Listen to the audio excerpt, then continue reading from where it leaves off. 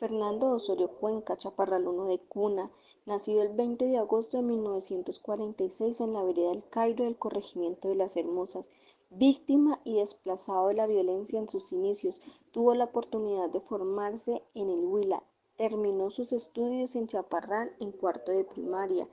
Educado en el seminario desde quinto de primaria hasta el seminario de teología, 14 años de formación, trabajador de la Federación de Cafeteros, laborando 30 años, en donde allí aprovechó y se convirtió en economista e hizo una maestría en administración para así ocupar cargos de dirección tales como jefe de personal, director de recursos humanos y por último se convirtió en director del Comité Departamental de Cafeteros del Tolima, apasionado de la historia, de la investigación y de los medios de comunicación.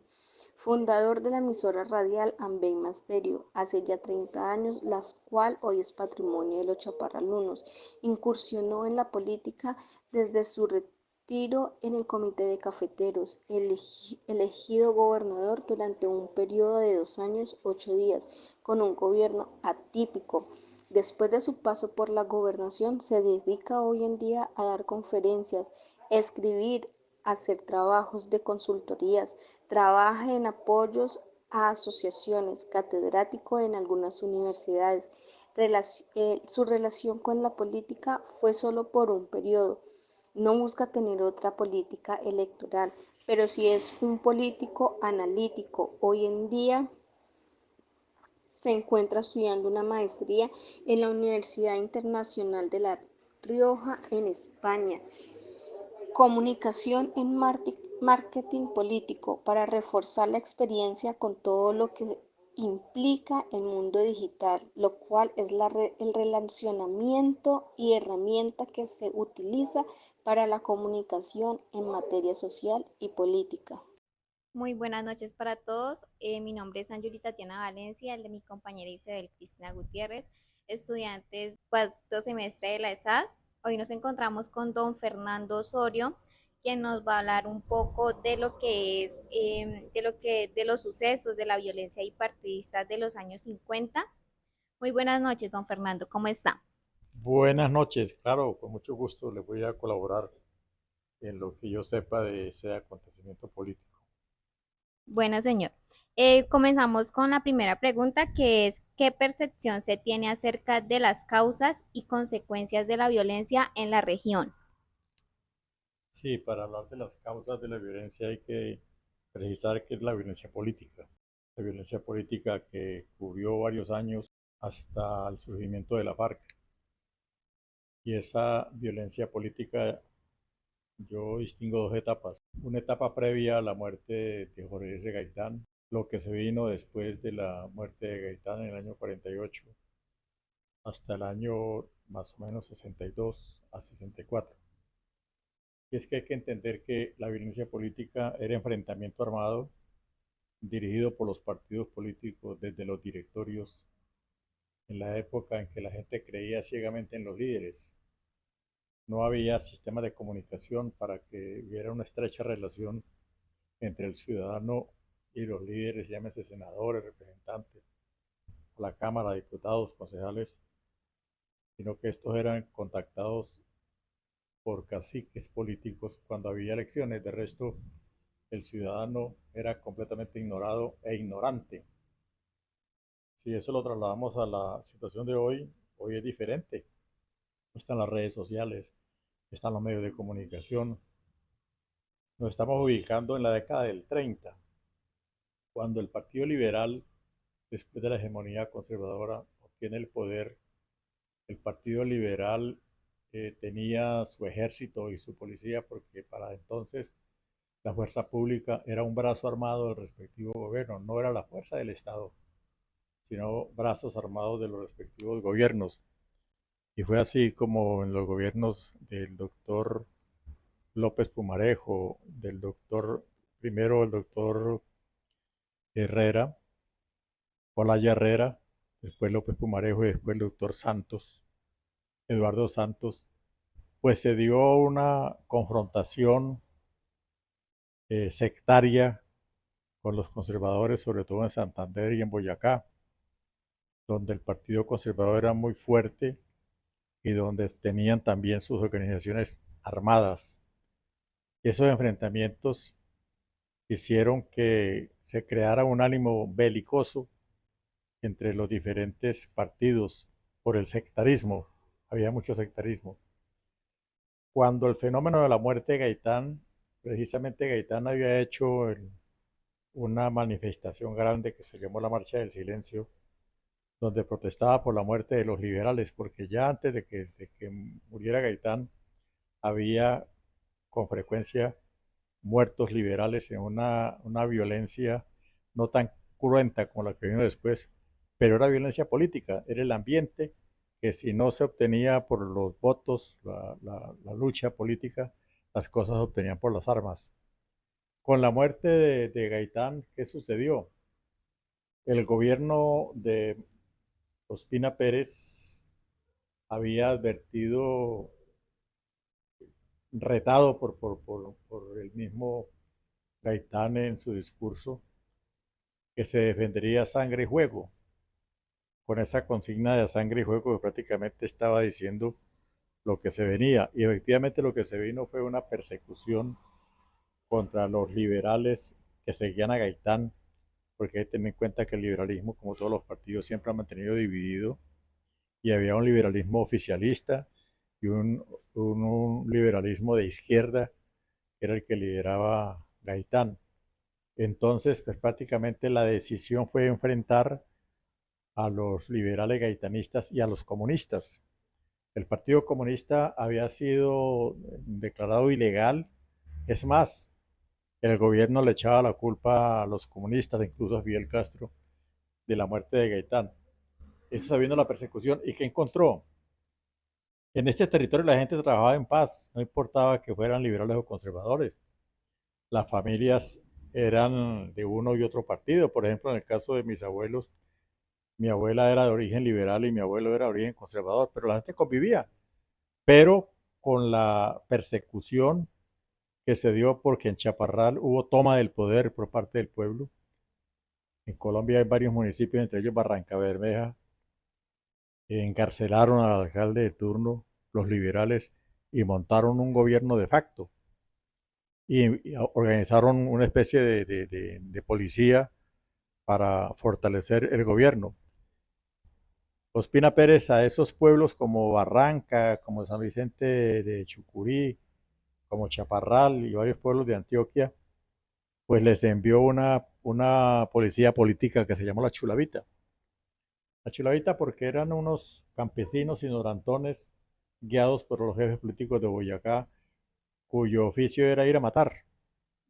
Y acá a Chaparral, a Río Blanco, a Ataco, en ese momento Río Blanco pertenecía a Chaparral, pues llegó la Chulavita con el ánimo de acabar, porque esa fue la consigna, acabar con todo comunista y con todo liberal de izquierda, los gaitanistas. ¿Cuál fue la reacción de la gente? Hay un fenómeno muy importante en la política, en la evolución política de esta región, y es que acá, como eran haciendas cafeteras donde venía tanta gente a trabajar, a coger café, y había injusticia en el pago de la acogida de café, había una huelga, y eso hizo que los campesinos, los cogedores de café, los peones, se organizaran en sindicato y en ligas campesinas, y había liga campesina y había un sindicato agrícola con reconocimiento legal que tenía como sede el Limón, que cubría a todos los trabajadores. Se presume que había unos 18.000 cogedores de café porque eran haciendas muy grandes. Lo que hoy son veredas eran fincas cafeteras. Eso encontró el Partido Conservador, el gobierno conservador encontró un problema de gente que estaba permeada por el movimiento de Gaitán, que se llamaba la UNIR, o por el Partido Comunista, y habían formado líderes. Aquí había unos profesores. Los profesores siempre Son como los más... sí, porque tienen la posibilidad, han estudiado y saben hablar y saben convocar. Y estos profesores empezaron a formar cuadros, primero socialistas, como se les decía, y segundo, comunistas. Pero lógico, pues el gobierno tomó la decisión de ir contra ellos y fue cuando empezó la muerte de muchos líderes, gente sana de uno y otro partido, no solamente el dueño de la finca, sino la familia, los hijos, porque era acabar con todo. Hasta ahí uno puede decir que el verdadero culpable de esa situación es el Estado y los partidos políticos, tanto el Partido Liberal, el Partido Conservador y el Partido Comunista, porque precipitaron la violencia y aprovecharon la pasión de la gente para matarse unos con otros. Si mataban un liberal, pasaban y mataban dos conservadores. Si mataban dos conservadores, entonces mataban cuatro liberales. Y así era una guerra absurda, una confrontación que duró varios años hasta que llegó el gobierno de Rojas Pinilla y quiso hacer una paz. Ofreció unas garantías y la verdad que se entregaron varias guerrillas liberales, muy pocas guerrillas comunistas y algunas guerrillas conservadoras. Se acogieron a esa paz, pero esa paz fracasó. ¿Por qué fracasó? Porque acá en medio de la confrontación política, eh, los liberales se dividieron entre lo que se llamaba limpios y sucios o comunes. O sea, aquellos liberales que estaban adoctrinados por el Partido Comunista y que se organizaron en una guerrilla de tipo comunista contra los liberales que seguían al directorio liberal. Ellos terminaron guerreándose entre ellos y eso facilitó al Estado la persecución porque aquello de divide y reinarás, hasta que se dieron cuenta que era un absurdo mantener divididos, hicieron una unión que no duró mucho tiempo, pero después de que se fracasó con la amnistía o con la incorporación, la reinserción, se dice ahora, de las guerrillas liberales, conservadoras y comunistas, y al no haber cumplido el Rojas Pinilla, incrementó la violencia. La violencia en el gobierno de Rojas Pinilla fue mucho mayor que la anterior. Acá hubo masacres como la del Tetuán, como la de Guadalejo, masacres horrendas, varias masacres. Yo calculo que hubo unas, por lo menos 10 masacres que fue directamente la fuerza del Estado, o la policía unida a la Chulavita, o el propio ejército cuando ya entró a poner al alcalde. Aquí hubo un alcalde, un coronel que fue fatal, que persiguió mucho a la población.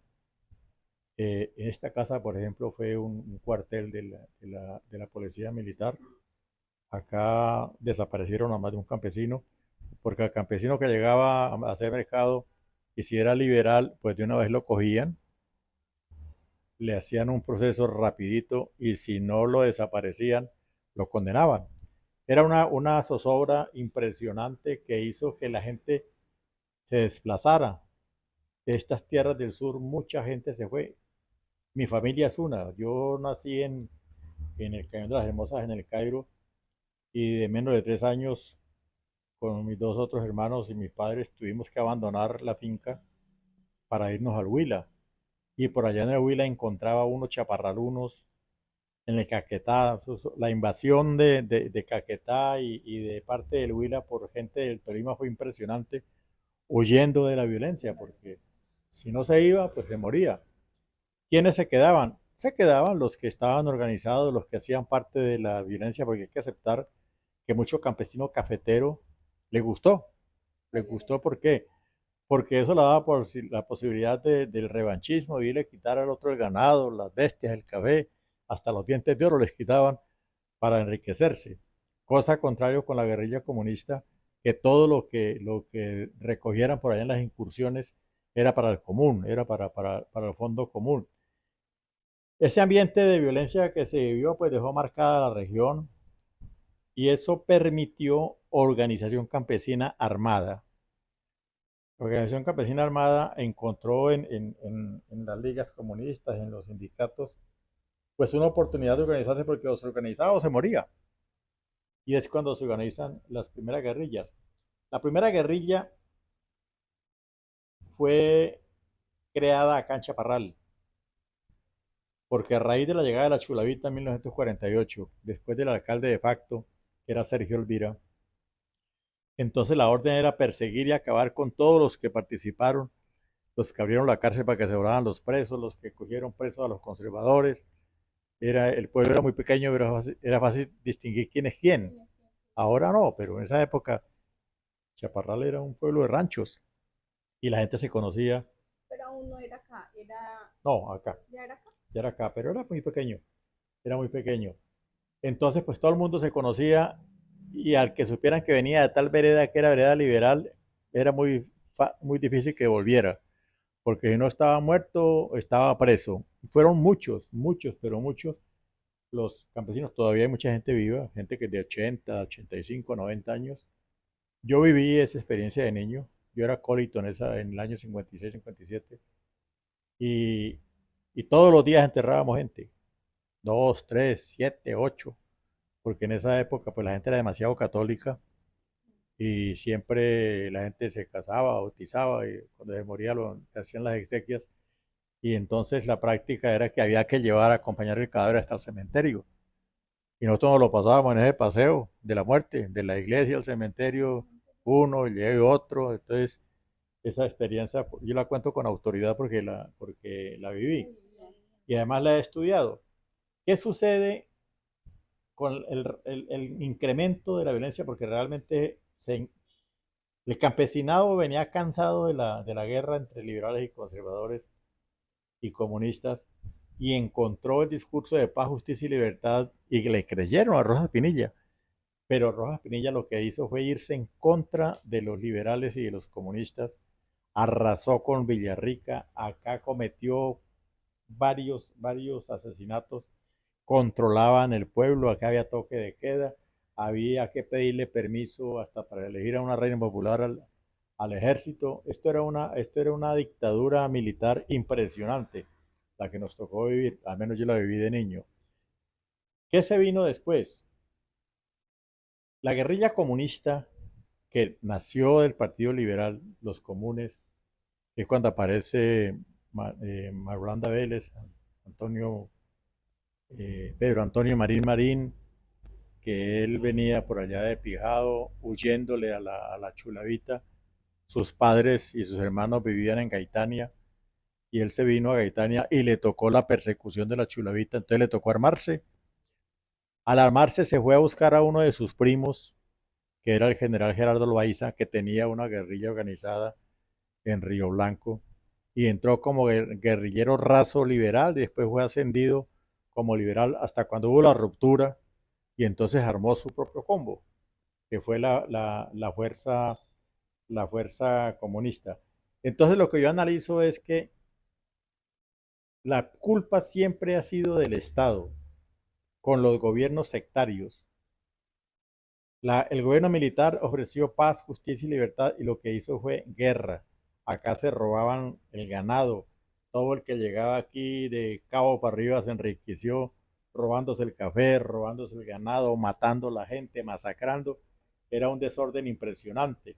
Mientras tanto, la guerrilla comunista que ya se había ido para Planadas, para Gaitana, pues empezó a organizarse en un modelo que se llamaba eh, una organización campesina, las autodefensas campesinas. Era el campesino, por un lado el asadón y por el machete y por otro lado la escopeta o el fusil para defenderse porque en cualquier momento venía y lo mataba. Esa organización con la amnistía que vino después de Rojas Pinilla, vino otra amnistía en el 58, donde deciden quedarse quietos y creerle el gobierno de Frente Nacional de Alberto Lleras Restrepo, Lleras Camargo. La guerrilla comunista duró 1 o 2 años quieta, trabajando en Marquetalia, en una especie de comunidad agrícola. Producían frijol, todo lo ganado, queso.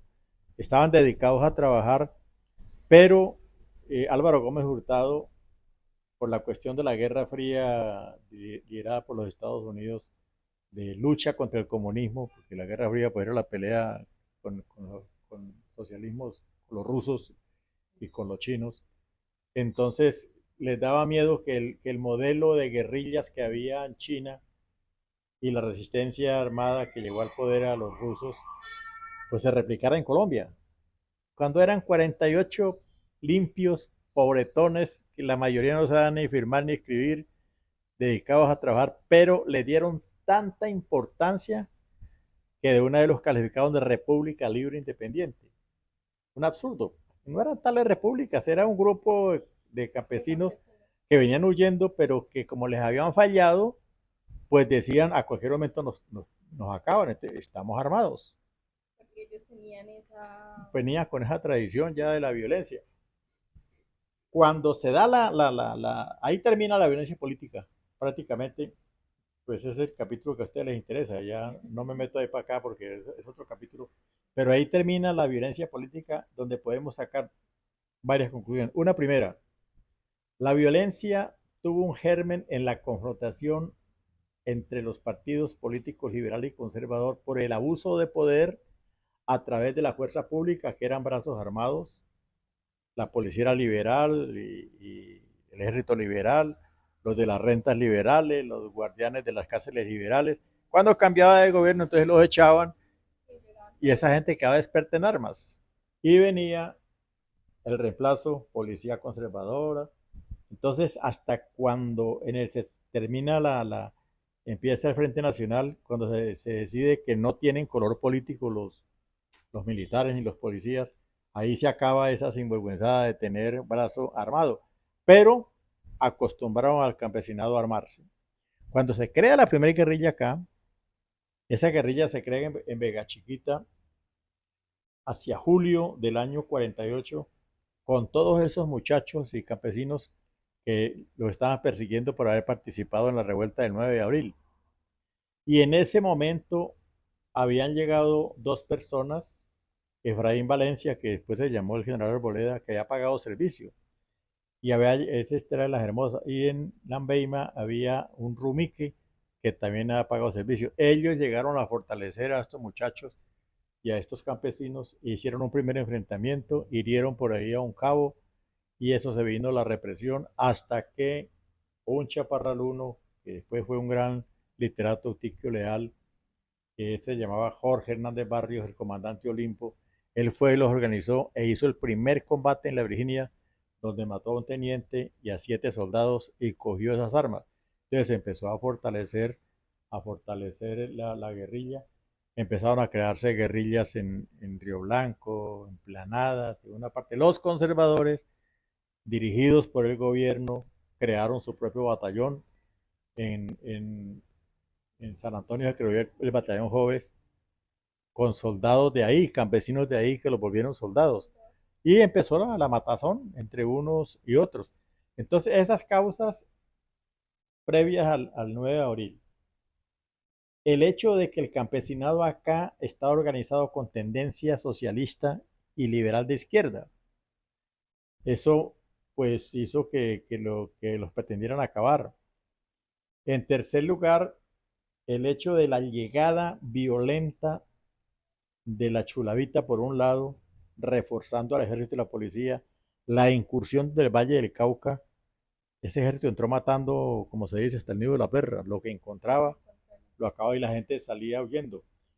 Eso creó un ánimo de violencia absurda, de matarse los unos a los otros. Acá en Chaparral, la carrera octava, el lado de allá hacia la Plaza de Mercado era para los conservadores y la octava para acá eran liberales, eran fronteras invisibles.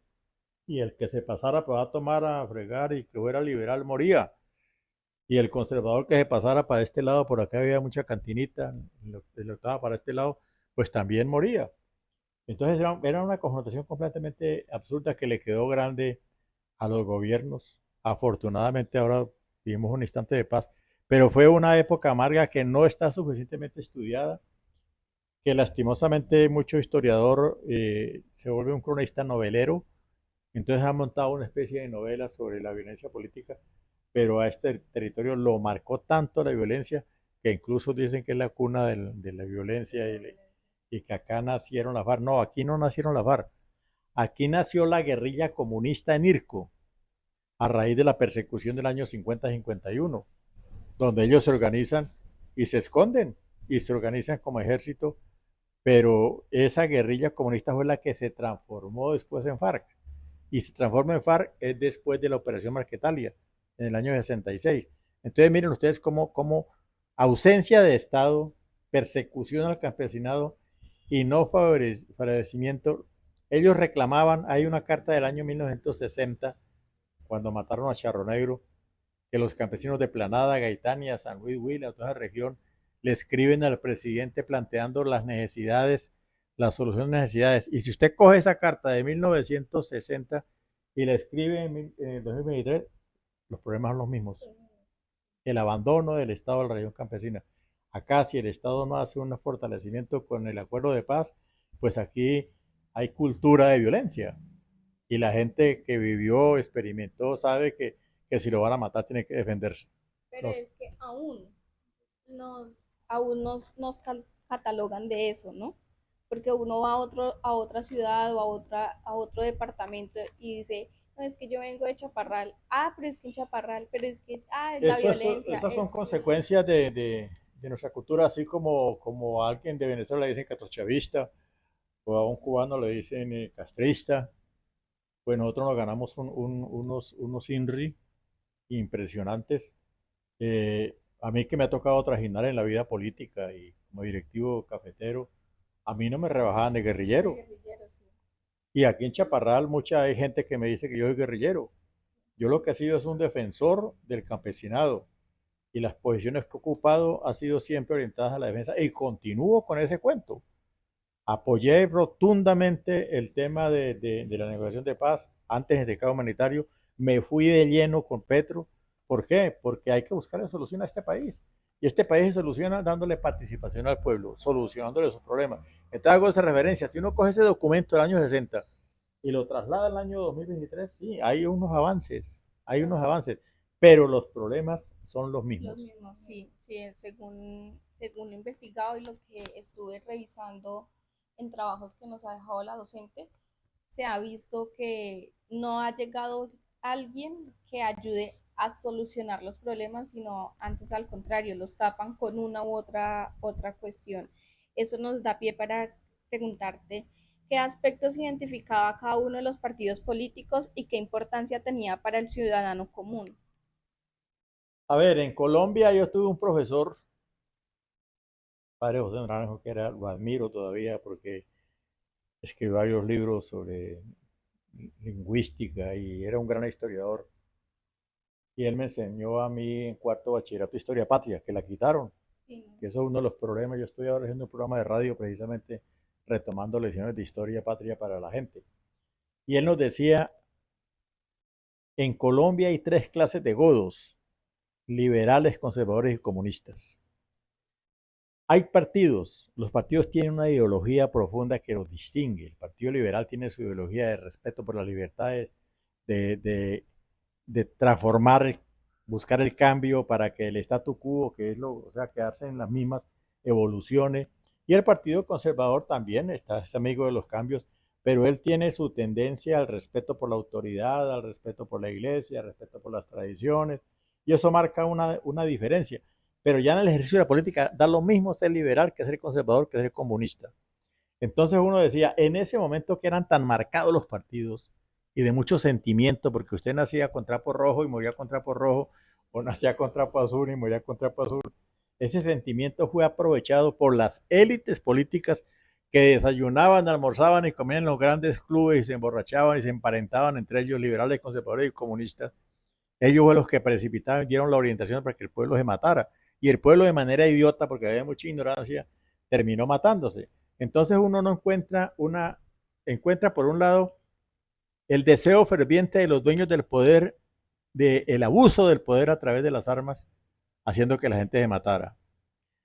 La falta de voluntad política de los partidos para solucionar inmediatamente el problema. Los problemas los dejaron crecer porque les interesaba. Además, al ejército, a la policía les interesaba el desorden porque eso los mantiene con sueldo, los mantiene trabajando con sus grados y sus ascensos. Eso hay que aceptarlo. Entonces, para ellos era conveniente que hubiera este estado de descomposición, porque su profesión era matar, como la profesión del guerrillero era también matar. Entonces, faltó fue la verdadera esencia de la voluntad política de los partidos, así como se ponían de acuerdo allá para repartirse los ministerios y todas esas cosas, ¿por qué no se pusieron de acuerdo para traer la paz a regiones como esta? Esa es una de las consideraciones, al menos que a mí siempre me ha atormentado, que así como los partidos políticos con sus respectivos gobiernos precipitaron la violencia, son ellos los que tienen que construir la paz. Eso es irremediable. ¿Cómo? Llevando al Congreso gente representativa de todos los sectores, haciendo que sea más democrático, más participativo, más popular, y no al mando de las élites, porque quedó demostrado que las élites que son tan poderosas y ahora más con el poder del narcotráfico, pues dan una simple orden de acabar con una persona, un líder social, y lo acaban. Y eso es generar violencia. La otra pregunta es, ¿qué canales de comunicación tenían los ciudadanos con las instituciones del Estado? Mira, partamos de esta base histórica. En Chaparral no había sido un solo radio. Un radio que lo trajo don Andrés Rocha y lo colocó aquí en la esquina del octavo con octava. Y él colocaba era un cajón grandísimo. El campesino creía que era que en el cajón había alguien hablando. Y ese radio era para oír los discursos del Congreso. Los periódicos pues circulaban muy pocos. Si llegaban 10 periódicos a Chaparral, que era El Tiempo, El Espectador, El Siglo, la revista Cromos, y muy poco. O sea, no había herramientas para la información. Entonces, ¿cuál era la información? Lo que dijeran, y cuando es verbal, la información se deforma, entonces se convierte en chisme. Y llegaba al campesino, llegaba, le quedaba claro que era que matar a un godo porque yo soy liberal, o yo me escondo porque viene el godo y me mata. Esa bola de nieve que generó la falta de mecanismos de comunicación, que hoy los tenemos. Hoy cojo un celular y le escribo por WhatsApp, oiga, hermano, de tal vereda, tal cosa, está pasando esto. Y es inmediatamente, ya sabe cómo la transfiere, cómo la comparte. Hoy es muy diferente. Hoy es más fácil construir la paz. Entonces, no había canales de comunicación. Lo que pasa es que tanto en liberales como conservadores existió siempre un temor reverencial hacia la autoridad. Entonces, el alcalde era sagrado, el juez era sagrado y el cura eran tres personajes sagrados. Y con esa tendencia de godificación que hubo en Colombia, pues tanto el alcalde como el cura como el policía eran excesivamente conservadores. Entonces, la gente se aguantaba porque pues, los derechos no se reclamaban porque existía el miedo de que se los negaran. Y eso fue lo que permitió que la violencia no tuviera en las bases un rechazo, porque si las bases tuvieran los elementos de cultura que hoy tienen, la radio, la televisión, las redes sociales, inmediatamente rechaza cualquier acción violenta. Entonces, cuando iban a rechazar ya estaban muertos, porque llegaba era la horda a acabar con todo. Entonces, yo diría que fue el púlpito, sí, y hubo curas que favorecieron mucho la violencia, defendiendo la iglesia, defendiendo los valores y defendiendo los partidos conservadores, incluso ponían alcaldes, imponían concejales, y imponían congresistas, e incluso pretendieron imponer presidentes. Entonces el púlpito, la prensa en las ciudades, pero acá no, la radio apareció para allá en los años 70, y la televisión pues llegó también en los años 50 y pico, pero no llegó a los campos, llegó al que tuviera plata para comprar el aparato. Entonces la comunicación entre el pueblo de base y los agentes del Estado, llámese autoridades o llámese parlamentarios, pues se hacía por intermedio del gamonal de turno, que era el que llevaba, el lleve y trae, como dice el campesino, el que llevaba y traía. No había esa comunicación estrecha ni esa oportunidad de medios de comunicación que existe ahora. Ahora la paz es posible lograrla gracias a que hay muchas formas de llegarle al campesino con la verdad del momento. Su merced tocó algo muy clave que también hubo en esa época, fue la iglesia, porque si bien sabemos, la constitución política de Colombia está regida bajo la iglesia católica. En esos masacres y en todo eso, ¿qué oposición o qué punto o qué partida tenían la iglesia católica como tal? ¿O cuál fue la base de ellos para parar o qué hicieron? Sí, aquí hay que hacer una distinción muy importante, que no haya mucha confusión. Una cosa es la iglesia y otra cosa es el clero. Aquí el problema fue el anticlericalismo de los partidos liberales radicales que torearon al clero. Entonces un obispo, el clero pues son los obispos, los sacerdotes, los diáconos, ahí para abajo, y los demás son los fieles, que constituyen la iglesia, teológicamente la iglesia. Yo les hablo de esto porque tú sabes que yo soy medio cura, yo hice esta segunda teología y me formé de cuarto primaria en el seminario, entonces a mí no me pueden meter cuentos fríos de estos temas, no. Una cosa es la iglesia como tal, que tiene sus problemas, pero es la iglesia, la congregación, y otra cosa es el clero. En el clero, lógico, había las tendencias políticas, así como había obispos y sacerdotes muy sectarios, conservadores, también los había sectarios que no comulgaban con la doctrina conservadora. Partamos de la base que en la independencia nuestra, la mayoría de los que firmaron el acta de independencia fueron curas, frailes. O sea, la iglesia siempre ha tenido una participación en la política, pues son ciudadanos, el clero, perdón. Entonces, esa división que se dio y algunos obispos muy sectarios que interpretaban a su manera la defensa de la moral, la defensa de la iglesia, la defensa de la autoridad del obispo, la defensa de la dignidad de la mujer, la defensa, eso se sigue defendiendo, eh, la defensa de los bienes de la iglesia, contra el liberal radical que quería separar, ya hay separación de poderes. Pero es que había un acuerdo, un concordato desde la época de Simón Bolívar, el primer concordato de una relación cercana con la jerarquía del Papa, un acuerdo firmado con el Papa donde se decía, por ejemplo, que era el presidente el que escogía la terna para ser obispo. Mire, el gobierno metido en la iglesia y el Papa recibía la terna y escogía el obispo. Y el presidente podía descalificar un obispo, e incluso aquí nombraban los curas, nombraban los presidentes. Cura para otra parte, sí, porque el Estado manejaba los diezmos.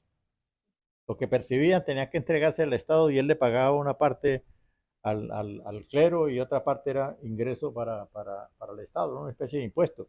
Entonces hay que saber distinguir que hubo responsabilidad de sectarismo de lado y lado, sí, que la iglesia se vio obligada a apoyar a los conservadores porque los conservadores eran los que las consultaban y al obispo era lo que él dijera. Entonces así se fortaleció. El Partido Conservador surgió de la mano de la iglesia. Hoy no es lo mismo. Hoy los liberales van a misa, se confiesan, se casan por la iglesia, pero hubo un momento en que no se permitía absolutamente nada porque había unos obispos que decían que el liberalismo era pecado. Y eso implicaba el odio, la violencia. Entonces un fanático católico pues veía a un liberal y era como ver al diablo. Eso se ha venido superando con la postura laica, donde se respetan todas las religiones, empezando por la católica, que es la mayoritaria, porque me da respeto porque fomentó la cultura, pero se respetan todas las religiones, pero se impide que el clero participe en la política. Y mire la cosa curiosa, los protestantes son los primeros en nombrar ahí está el MIRA, todos los partidos políticos confesionales que participan en el poder, mientras a la Iglesia Católica le quitaron esa facultad que tenía de que los curas fueran parlamentarios.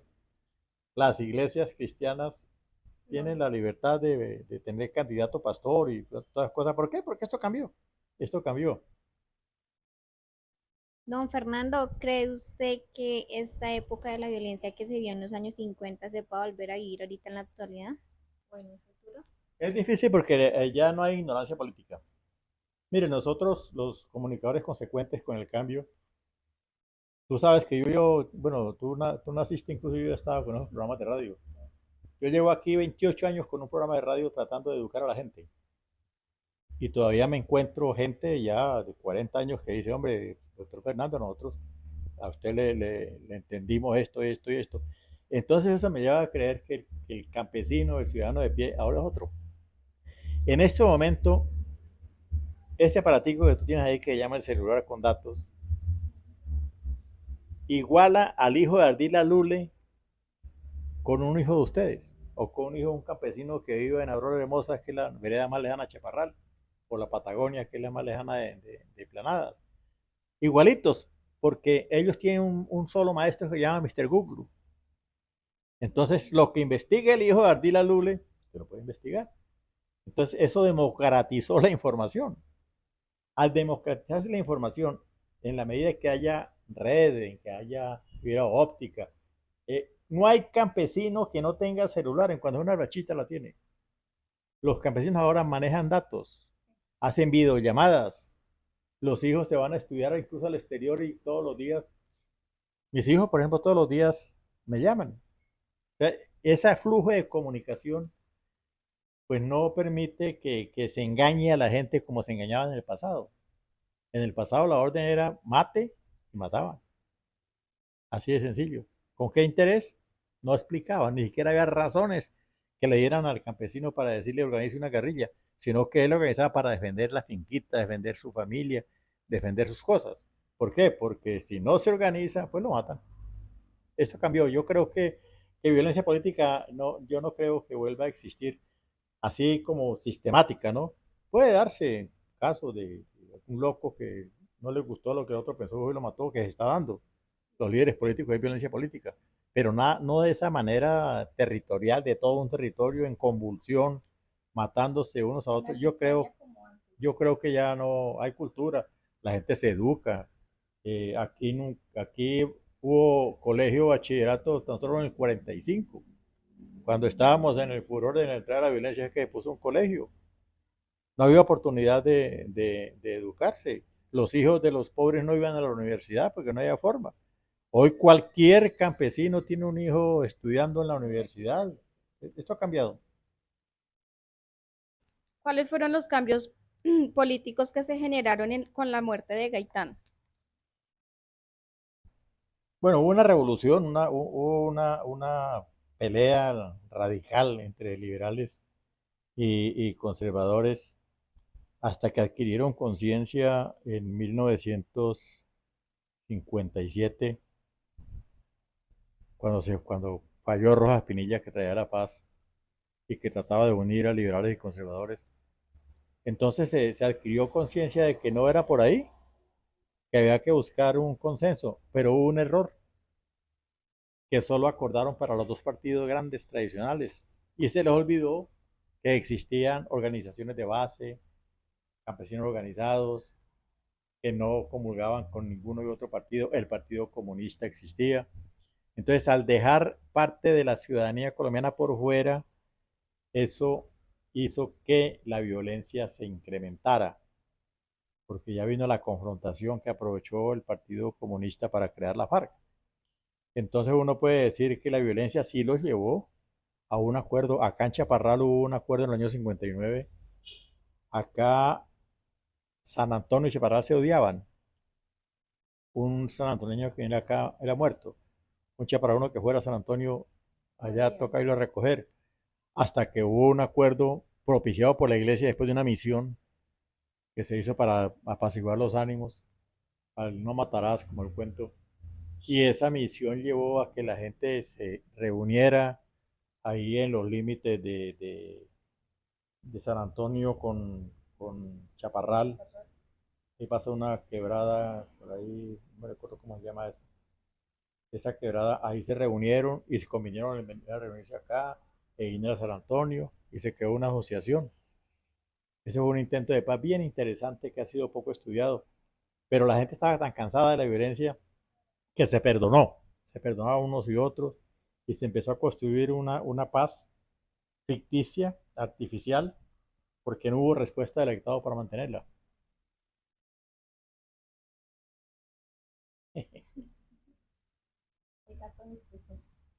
Ah, bueno, listo. Con esto hemos concluido la entrevista con el doctor Fernando Osorio. Le damos gracias por abrirnos este espacio para que nos colaborara con esta entrevista y tener un poquito más amplio el conocimiento de lo que es teórico, de lo que está escrito, de lo que vemos en una investigación, porque ya lo vemos a raíz de otro punto de vista, ¿sí? Como hablábamos antes de empezar la entrevista, en muchos escritos se ven muchas historias diferentes, ¿sí? Y todo eso se decía, o por lo menos yo lo tenía planteado, era que venía tras la muerte de Gaitán, tras después de que él hizo como esta protesta que tú decías del silenciosa, del silencio, que solamente quería ver antorchas, ahí no importaba, en lo que leí decía que no importaba el partido político en el que se encontrara, él fue como uno de los políticos que generó lo que se vive hoy en día en Colombia, ¿no? De que no importa si es conservador, liberal, el partido político que fuera, él fue como el pionero de que eso se viera, pero tú decías, no, no fue él y no fue cuando la muerte de él, sino que ahí fue como que se desató todo, ¿sí? Ya mira, que fue reclamándole al gobierno que no matara más. Que no matara más. Aparte de eso, él tuvo gran importancia con la masacre de las bananeras también. O sea, él tuvo un reconocimiento político muy grande desde que empezó a estudiar derecho. Según lo que uno lee, y es donde dicen que la mamá como de él, que fue docente, fue la que es la responsable de que él hiciera las cosas bien, se sentía orgullosas y era de recalcar no solamente en esa época era el papá, el papá, el papá, sino también la mamá, de que hizo un buen trabajo y educó a un niño con valores que lo demostró en el momento en su partido político. Acá Chaparral vino precisamente a capacitar a los líderes de las autodefensas campesinas y los sindicatos. Él estuvo acá en Chaparral con María Cano precisamente en ese tema de educar al campesino, porque el que de 10 campesinos, si uno sabía leer y escribir, era por ahí gangoseando, porque realmente no sabían leer y escribir. Y él era una persona muy humilde y tuvo mucha trascendencia en la historia de Colombia. ¿Ya? Con eso damos finalizada esta entrevista. Muchísimas gracias a todos. Muchísimas gracias a don Fernando. Y ya.